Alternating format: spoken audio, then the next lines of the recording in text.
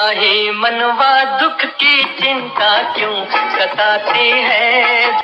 वो दोनों ऐसे दोस्त थे जिनकी दोस्ती दिखी तो सिर्फ एक फिल्म में, लेकिन दर्शकों तक मिसाल बनी रही। आवाज किसकी है? ये आवाज तुम्हें पहचानता हूँ। मोहन, मोहन। वो पहले पर्दे पर ही नहीं बल्कि वास्तविक जीवन में भी उनकी दोस्ती की चर्चा खबरों की सुर्खियां बनती थी। पग पग दीप जलाए मेरी उनकी इकलौती फिल्म और उसके नगमों के सुपर डुपर हिट होने की मिसाल बरसों बाद भी दोहराई नहीं जा सकी।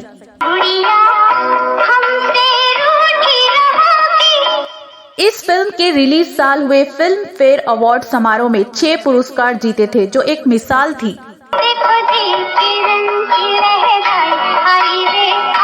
लेकिन क्या आप जानते हैं कि बॉक्स ऑफिस पर करोड़ों की कमाई करने के बावजूद इसके नायकों को दोबारा बॉलीवुड में नहीं देखा गया। मनवा दुख की चिंता क्यों सताती है। क्या आप सोच सकते हैं कि मीडिया में आई खबरों के मुताबिक दोनों नौजवान कलाकार एक साजिश के तहत मौत के घाट उतार दिए गए थे, और क्या आप यकीन कर सकते हैं इस साजिश को रचने का आरोप लगा उस वक्त के सुपरस्टार रहे एक अभिनेता पर, जिसकी लोकप्रियता दांव पर लग गई थी। क्या था पूरा मामला और क्यों बरसों बाद भी उलझी है ये गुमशुदगी की गुत्थी, जानेंगे और भी बहुत कुछ। बस बने रहिए हमारे साथ। दोस्तों, मैं हूं आपकी दोस्त और होस्ट और आप देख रहे हैं अब्दुल्ला उर्दू शायरी।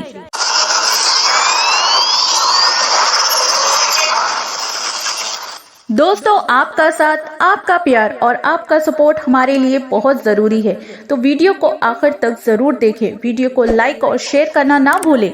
आने वालों जरा मुड़ के दे। तो चलिए दोस्तों, शुरू करते हैं आज का ये वीडियो।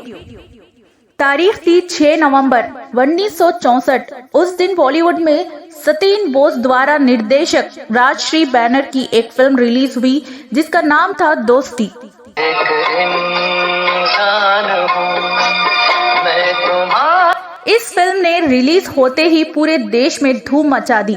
दो ऐसे दोस्तों की कहानी जिसमें एक नेत्रहीन है और दूसरा चलने से नाकाम। दोनों एक दूसरे का सहारा बनते हैं। ये क्या है? मेरे पाँव। पाँव? हाँ, तुम्हें के सहारे तो मैं चलता हूँ, जैसे तुम नैन हो। फिल्म की कहानी लिखी थी बैन भट्ट ने और संवाद और स्क्रीन प्ले लिखे थे गोविंद मोनिस ने। होने से क्या होगा? इस दुनिया में गरीबों का जीना बड़ा कठिन है राम। इस फिल्म की खास बात ये थी कि इसमें कोई चर्चित फिल्म स्टार या नामी ग्रामी हीरोइन नहीं थी। इसमें 2 किशोरों ने अदाकारी की थी जिनके नाम थे सुशील कुमार और सुधीर कुमार। सुख है एक छाँव ढलती आती है जाती है। ये दोनों फिल्मी दुनिया के कोई लोकप्रिय अभिनेता या स्टार पुत्र नहीं थे जिनकी कोई फैन फॉलोइंग हो, लेकिन ये फिल्म खासी हिट हुई और इस फिल्म ने दोनों को फर्श से उठाकर अर्श पर पहुंचा दिया। अच्छा रामू, तेरे पढ़ाई के लिए कितने पैसे लगेंगे? बहुत रुपए मिल जाएंगे। संगीत दिया था लक्ष्मीकांत प्यारेलाल ने। मेरा तो जो भी कदम है। रफी साहब की मधुर आवाज हो या फिर सुशील कुमार और सुधीर कुमार की अदाकारी, इस फिल्म ने न सिर्फ देश बल्कि विदेशों में भी लोगों को अपना दीवाना बनाया था। ये फिल्म चौथे मॉस्को अंतर्राष्ट्रीय बाल फिल्म समारोह में भी शामिल हुई थी और सबसे बड़ी बात, इस जमाने में भी फिल्म ने 2 करोड़ का बॉक्स ऑफिस कलेक्शन किया था। फिल्म के रिलीज के साथ ही दोनों सितारे सुशील कुमार और सुधीर कुमार रातों रात स्टार बन गए। पर ऐसा क्या हुआ कि इतनी बड़ी ब्लॉकबस्टर फिल्म देने वाले दोनों स्टार्स इसके बाद किसी और फिल्म में नजर नहीं आए? आखिर कहां गुम हो गए ये दोनों सितारे और क्या हुआ उनके साथ? आज हम आपको उनकी कहानी विस्तार से बताएंगे।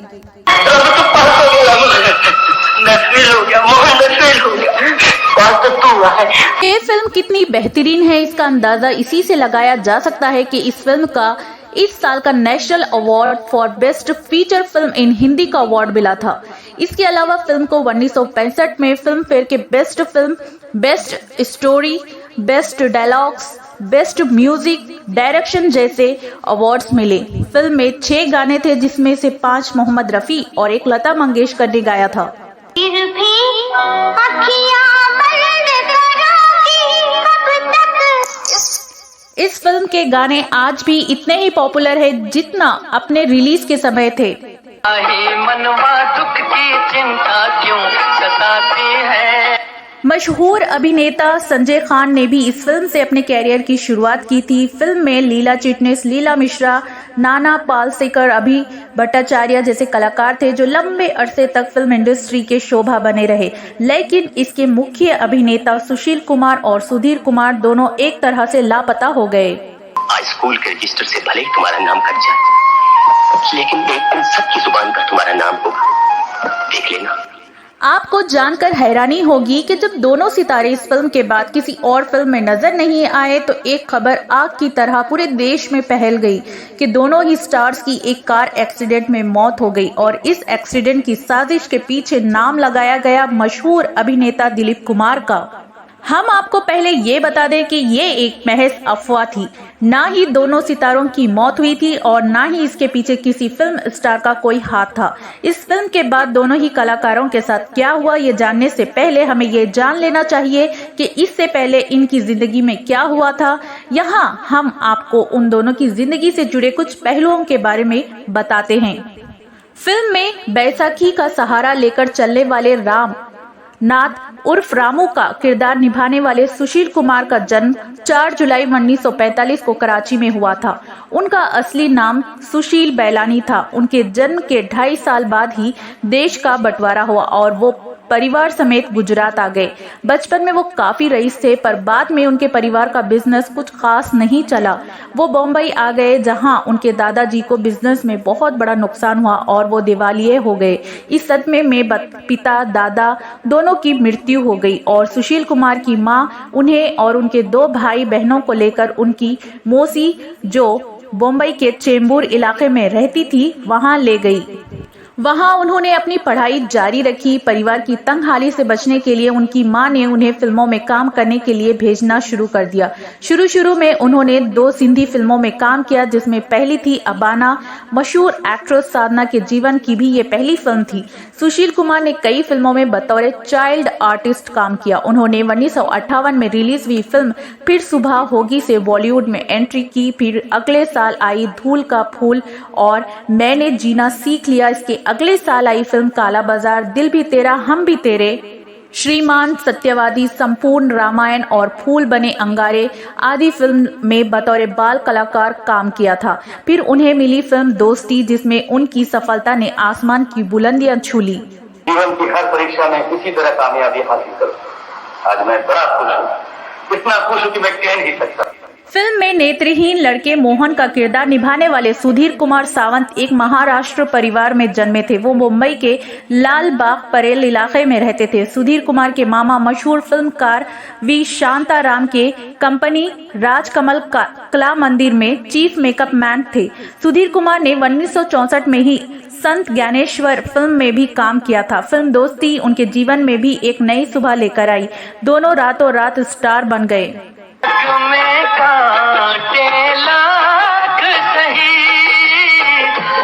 लेकिन ये सफलता लंबे समय तक कायम ना रह सकी। इस फिल्म के बाद दोस्ती के ही प्रोड्यूसर ताराचंद बरजातिया दोनों ही एक्टर्स को अपनी अगली फिल्म में लेना चाहते थे, लेकिन सुधीर कुमार ने साउथ के फिल्म बतौर लीड ज्वाइन कर ली थी, इसलिए उन्होंने ये फिल्म करने से मना कर दिया। फिर तो बरजातिया साहब ने सुशील कुमार को भी फिल्म के लिए मना कर दिया, क्योंकि वो दोनों की जोड़ी को लेना चाहते थे। हालांकि उन्होंने सुशील कुमार से ये वादा जरूर किया कि वो आगे भी उन्हें अपनी फिल्म में लेंगे। कुछ दूसरे प्रोड्यूसरों ने भी इस जोड़ी को आजमाना चाहा, लेकिन सुधीर कुमार के साउथ चले जाने के कारण बात नहीं बनी। इसके करीब 4 साल बाद बरजातिया साहब ने अपना वादा निभाया और सुशील कुमार को लेकर फिल्म तकदीर बनाई।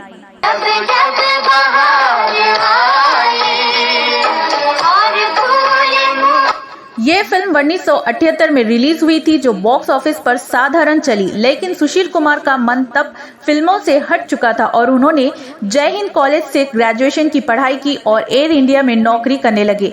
1971 से 2003 तक उन्होंने एयर इंडिया में फ्लाइट पर्सर की नौकरी की और रिटायरमेंट के बाद अपने परिवार के साथ मुंबई के चेंबूर इलाके में ही रहे।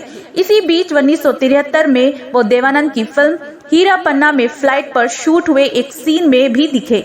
1978 में उनकी शादी उनकी बचपन की दोस्त कोशी कोटवानी से हुई। दोनों की एक बेटी हुई किरण, जो बड़ी होकर अमेरिका के फ्लोरिडा में सेटल्ड है। अप्रैल 2016 में पत्नी के निधन के बाद सुशील कुमार अपना ज्यादातर वक्त बेटी के साथ अमेरिका में ही गुजारते हैं।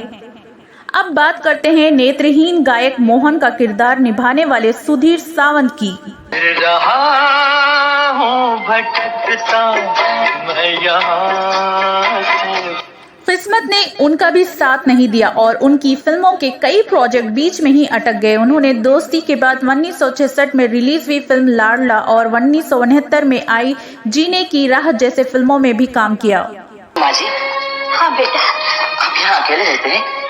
कोई बेटा बेटी आपके पास नहीं रहता? उन्होंने जानकी, अन्नपूर्णा और सुदर्शन ची रानी जैसी मराठी फिल्मों में भी काम किया था।